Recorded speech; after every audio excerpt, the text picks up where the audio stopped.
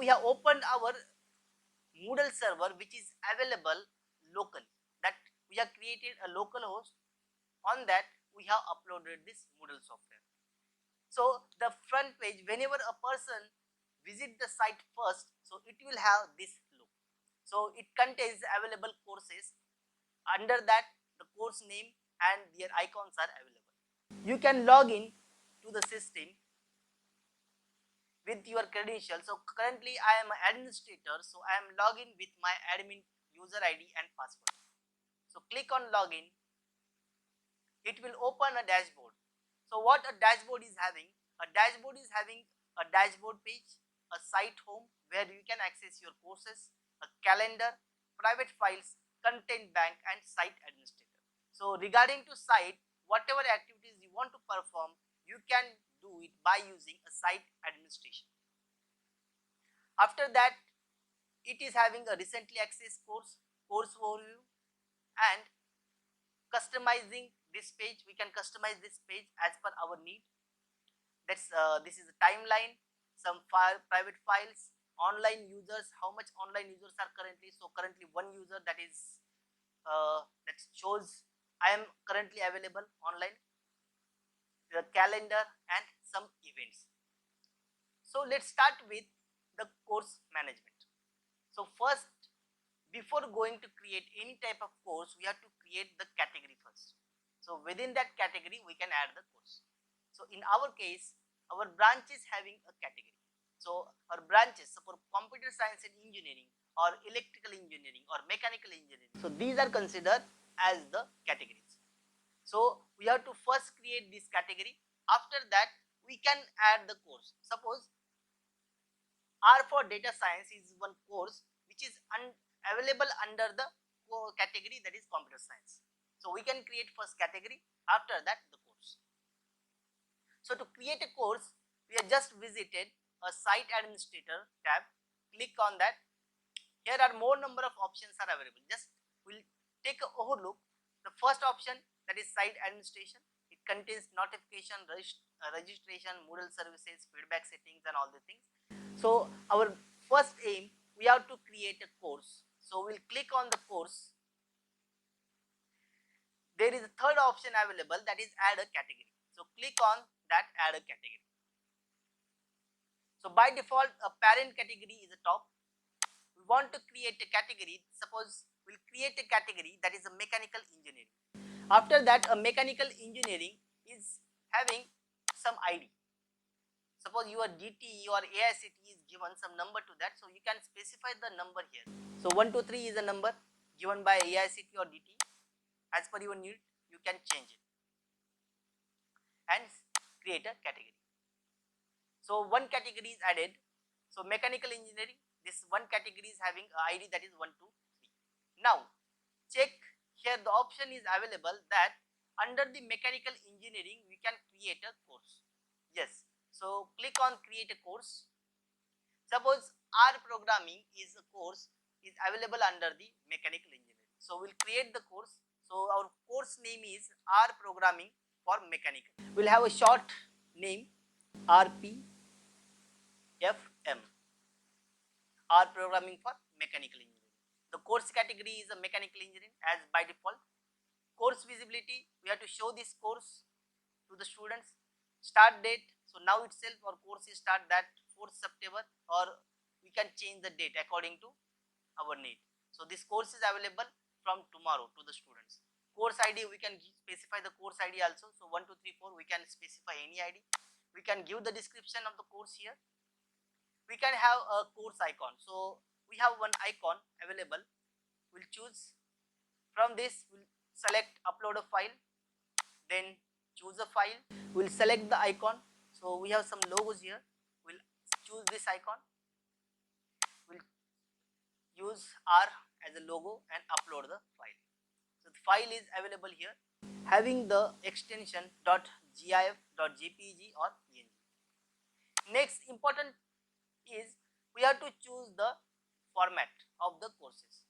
So the available formats are single activity format, social format, topic format or weekly format.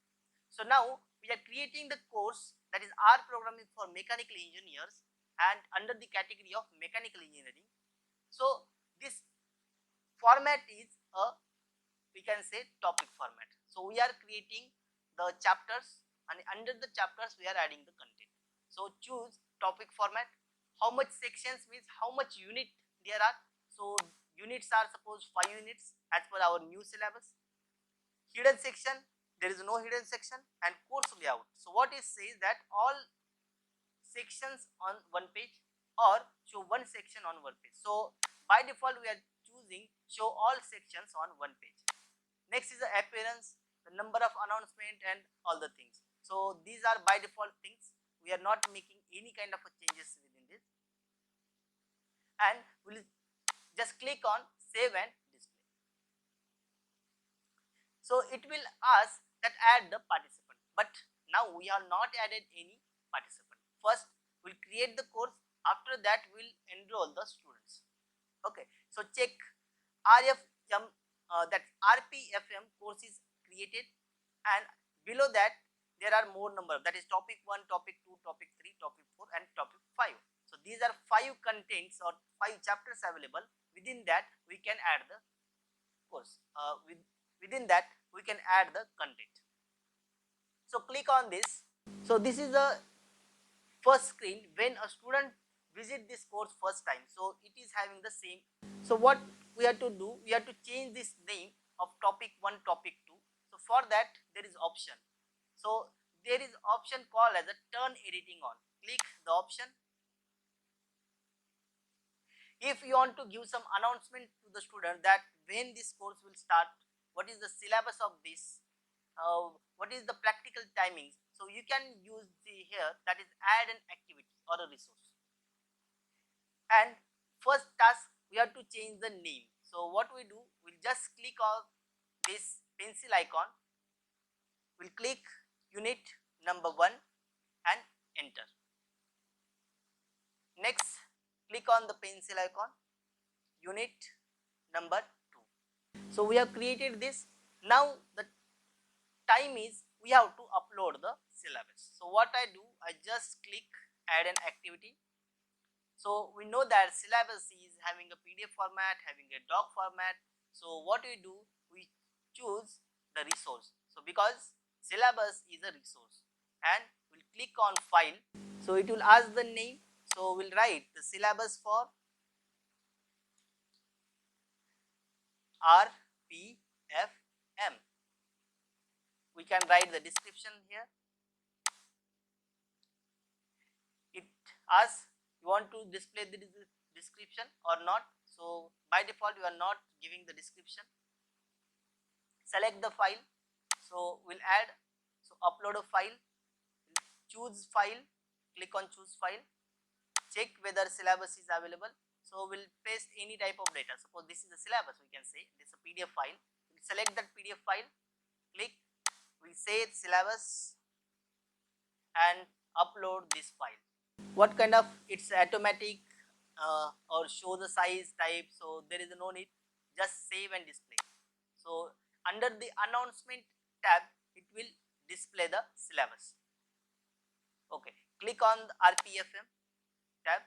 So below announcement it shows that syllabus for RPF. What it shows the name of what name we have given with the icon. So this is currently a PDF file, so PDF file icon is available. Now we want to add some videos under the unit number 1. Click on add an activity or resource. It is not an activity, so it is a resource.